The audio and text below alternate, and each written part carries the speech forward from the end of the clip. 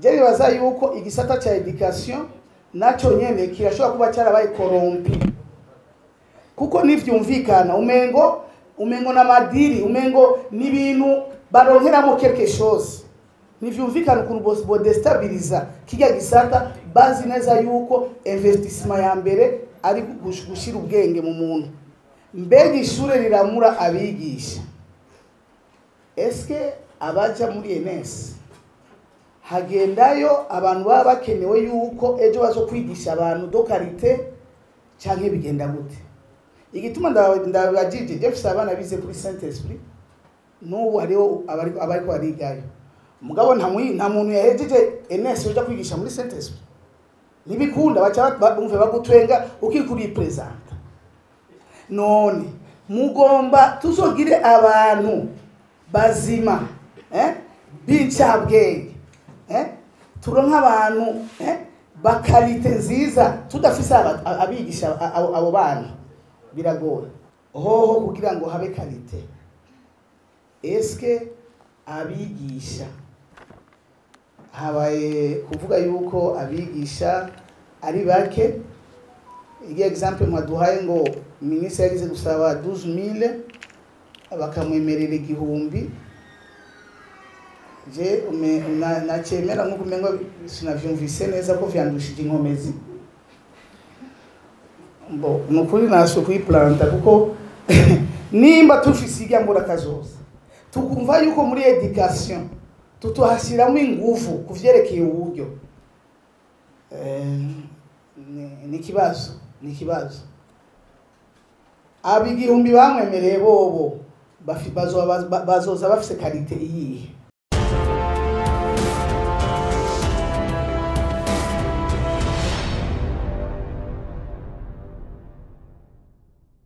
Ari ikintu cyitwa fondation. Igihe cyose iyo inzu itagira fondation iragira ikibazo. Ikintu cyitwa gutsimbataza intwari bereye ni ikintu bagume basubiramwo, ni ikintu nyamukuru, ni ikintu tudashobora guca iruhande, ni ikintu tugomba kwitwararika. Iyo habaye absence de la bonne gouvernance, nukuri ibintu vyose bica bigira ikibazo. Ivyo turavuga vyose, ivyiyumviro, ivyifuzo, iki biguma bituruna kuri ya mauvaise gouvernance. Ibi bintu vyose twavuze ngaha habuze ikintu cyitwa bonne gouvernance. Tubwire muri yo bikome tukavuga duti mbega ko nga mu gihugu twaheruka tumva hariho ministeri ya bonne gouvernance, kandi iyo ministeri yarakoze mwese murabizi, hama hagera igihe iyo ministeri ntiyasubira kuvugwa. Icyatumye ministeri ya bonne gouvernance bayikuraho yoba yarabaremereye, yoba barabonye ko atakimaze. Tugomba kumenya icyiyumviro cy'umukonsulta, kuko bonne gouvernance ni fondation ya vyose. Hama ikindi hari inzego zijejwe ivyo vyo gushira mu ngiro ivyo kugwanya ba kaboko. Hari inzego za brigade anticorruption, kandi izo zose za cour anticorruption, za inspection générale de l'État, turashobora gushiramo na cour des comptes, kuko cour des comptes nayo nyene yagiyeho kugira ngo kumbure habe ikintu cyitwa transparence ku bantu b'abategetsi. Iyo umuntu agiye ku butegetsi bamenye ibintu yarasangana, hama mandiheze cyangwa ikiringo cyiwe giheze babone ivyo yakuye muri ako kazi. Mugabo umengo cour des comptes na hari ya leta nayo nyene umengo inigirwa mu menshi, sizi ko bikurikizwa, nitubona ama resultat, nitubona iyo cour des comptes ikiri kwirakora, ntinaniwe gukora, ahubwo umengo barayimya akazi. Twe tukavuga duti none ko twese twari twifuje yuko iyo mbona kazoza yogira réussite, ya 40 2060 hacaza ikibazo kivuga ngo mbega tuzotangura kwishira mu ngiro ryari. Twe ku bwacu nagira ngo ubunyene kuvaho yavugiwe abarundi bari guca babasensibiliser, ababene gihugu bakabasensibiliza. Tout d'abord umwene gihugu agafata imbona kazoza akayigira gwiwe, kuko ukuntu ivugwa abene gihugu ntibarabona yuko iyo mbona kazoza ari gwawe, alors que ni iwacu twese. Niyagira réussite twese tuzogira réussite, ihomvye twese tuzohomba, ariko twizere yuko bizogenda neza. None kumenga ivyo tuma imbona kazoza isimbatara igira réussite cyane igenda neza nkuko twese tuvyifuza, nivyo vyinshi vyavuzwe hano umenga nivyo bibuze. Ivyo bibuze kugira ngo yambona kazoza izogire réussite. Mbega hoko wiki kugira ngo bizokunde imbona kazoza ntituzotangazwe nuko yogera quelque part ikakiba bloqué. Ikindi gikurikira muko muraraba imbona kazoza, navuze yuko ari kuba igihe bayivuga tuce tumva yuko tuca dutangura kuyitegurira, na cyane cyane ko bogira ama sensibilisation ku bene gihugu tukayigira gwacu. Mbega none hoho muri ko muraraba mu vyihweza avec i système y'ama réforme adahera yamaho muri mu gisata cya education, tukaba dukeneye ibintu do qualité. Ni gute tuzoshikira ku bintu do qualité tudafise abantu do qualité? Kica kibi kibazo kidasanje. Mbega ho turahiriwe turafise les professeurs université bari hano, mudufashe mwebwe muri nararibonye mu vya education. Mbega mu gihugu cy'u Burundi habuziki kugira ngo programme ya education igire stabilité? Kuko muko muraraba nta stabilité hari mu vyerekeye ivy'indero mu gihugu cy'u Burundi.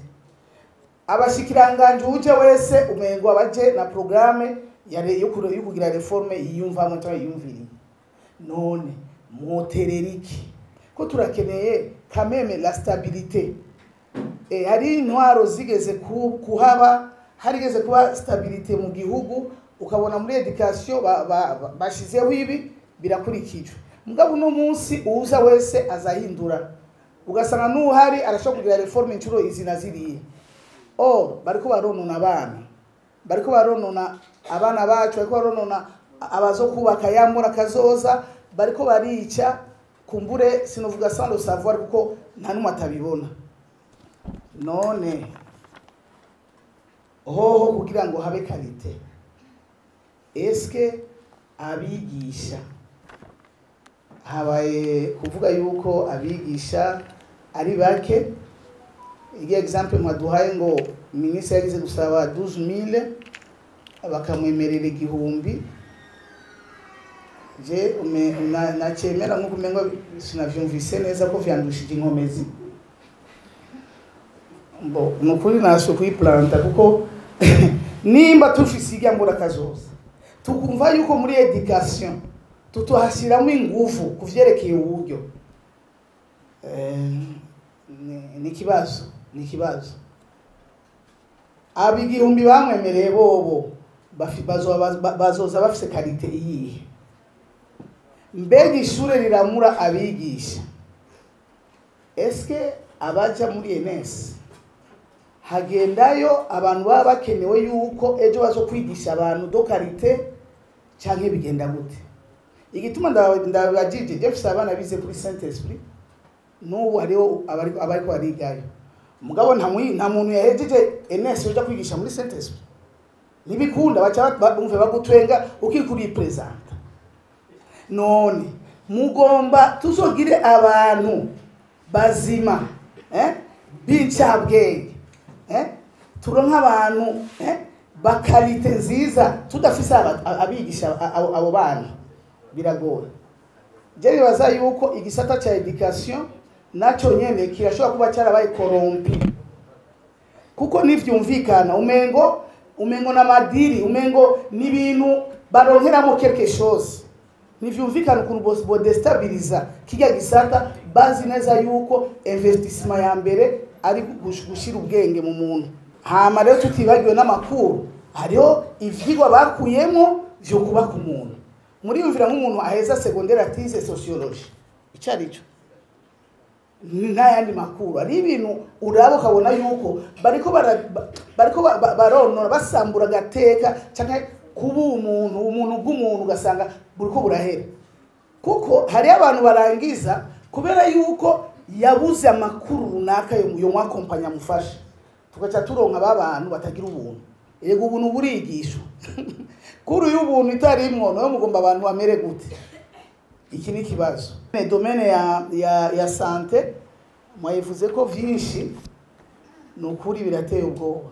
Muvuze ngo plus de 30% b'abarundi ntibagishoboye kwivuza. Erega kudashobora kwivuza n'ababishoboye tugatonda tukaronka abaganga, ivyo ni bibiri bidasa. Muri yumvira kuba ushoboye kwivuza ukaja kwa muganga ku bitaro vya leta kwa muganga, kandi ari amasaha y'akazi, batonda batangura kuja gucikiraka aho babaha menshi.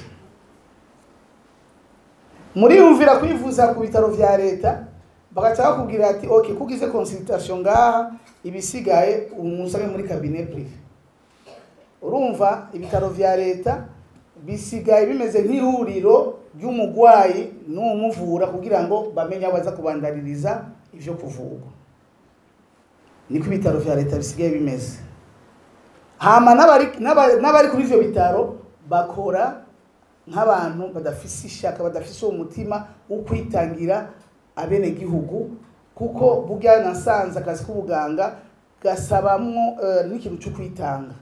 Umve yuko utari kuraca amahera vyonyene, ariko habemo no kwitanga.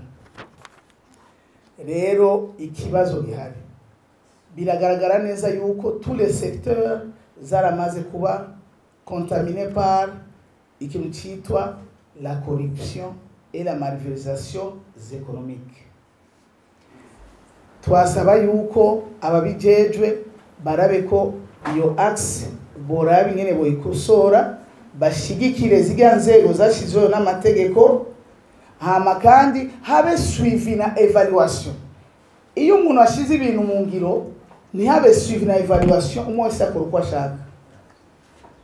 Ikindi nta kuntu abantu bakora imigambi sans planification. Rero planification irakenewe kugira ngo ibintu ntibigongane, ibintu ntibigende birasitana, kuko iyo utashizeho planification na maere yo kugira ngo ibijya wiyemeje inifuta bikoze naho dufise tugufatira, kuko tugufatira he wovuga uti wari wavuze ngo uzokora iki ngo naco wakoze. No, planification ntayo.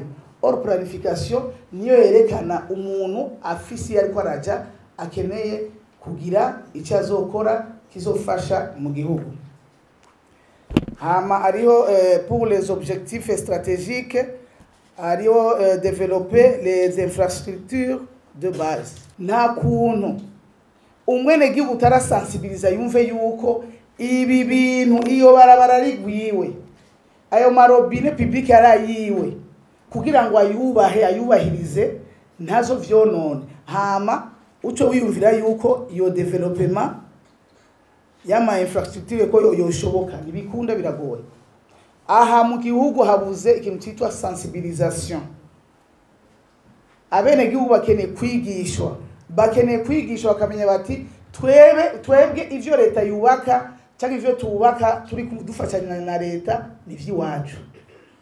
Iyo umuntu yivye ikintu aba yivye umwene gihugu, ivyo vyose bizofasha mu gihe hazoba ama sensibilisation. Rero hatabaye ama sensibilisation, ivyo kuvuga yuko ngo kwegereza eau potable ya bene gihugu bashiraho irobine umunsi bakarara batwaye bakarara bayigiye, ivyo vyose niki ni wa mwene gihugu atabaye sensibilize, atazi ko ariko ariyononera, atazi ko ivyo bintu ari gwiwe. Ibarabara barisambura babona. Umuntu mwijoro akacaja muri pave akibaga amabuye akayakurako akacaja kubaka iwe. Iyo yose ni manque ya sensibilisation. Abarundi turacyari inyuma mu kugira ngo dukunde igihugu cyacu. Ifo yuko rero ababijejwe babidufashemo, hama umwe wese acagira changement de mentalité aherereye, hama tugwanye ibi bintu vyuko abantu bisamburirako nk'impene, kuko ntawo bizodushikana. Hama mu guheraheza nyene hariho ikintu bavuze ngo protection d'environnement et gestion durable des ressources naturelles. Nagomba mudusigurire ni gute umuntu umwe ashobora gutora ministere ya agriculture agatora na ministere ya environnement kandi abagabo ari abakeba. Uwa environnement avuga ati sigaho umurimira ati ndaharima ndakati igiti kugira ngo nteragira ibintu abiri. None ivyo bintu bagaca bubahuka kubihereza umuntu umwe, ni nko gufatirara n'impene ukabishira mu mufuko umwe ukizera kuza kugaruka usange kimwe kigikomeye. Swatirara birashobora kugirira nabi impene cyangwa impene kagirira nabi irara. Rero twebwe nubwo tudafise experience muri ibi bintu, je namaniyumvira ukuntu umushikiranganje yotwara ministere ya environnement agasubira agatwara agriculture kandi aba bantu batigira bahuza. Mutanzi impanuro yihe? Eske ico naco nyensi kibazo kugira ngo bikunde dushike kuri ya mbona kazoza ko nivyo nyane navyo nyene biri muri vya bindi vyo dufasha. Hama mu kugira ngo ndangize tugomba dusabe abanyapolitike bagerageze kumvira abateknicien, batahure yuko les places politiques nibibanza vy'abateknicien nibibanza biri bidasa, kuko iyo abateknicien babahanuye kuvyerekeye aha nimuhubake aha nimugira uko umunyapolitike caza kubera igikenye ngoya ngo tukatushireko, ejo haba inondation ukacumenga turi mu gihugu cy'abantu batize.